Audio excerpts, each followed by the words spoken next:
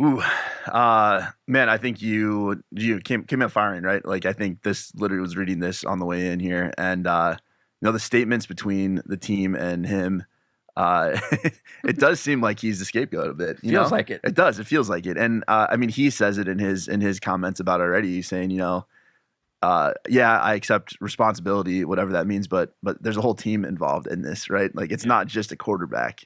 But I mean, to have 6 years there, 5 years, 6 years there, right? Right, and 2 years About ago was a 5, pretty yeah. darn good Yeah. season for him. Yeah. But I think for him to be able to come out and say that, I mean, he clearly wants to move on and like save face a bit. I don't know how he's going to though, coming from this, but yeah, no, I mean, it's interesting. There's definitely way more to a team than just the quarterback. So to your point. Well, yeah. I always feel quarterbacks get too much credit and they get too much of the blame.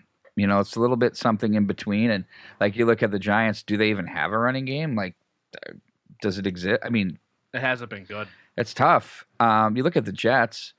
Boy, that firing really made sense, didn't it, Woody? I mean, he gets rid of the coach, who I thought was good. And now who's he consulting for the Minnesota fans? You see that, right, guys? A little bit. He's buddies with LaFleur, and he's True. been kind of a consultant with them in a couple capacities.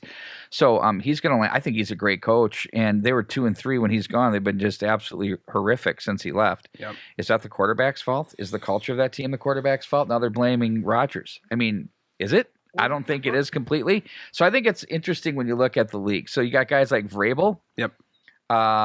You've got the very sexy trend. Belichick.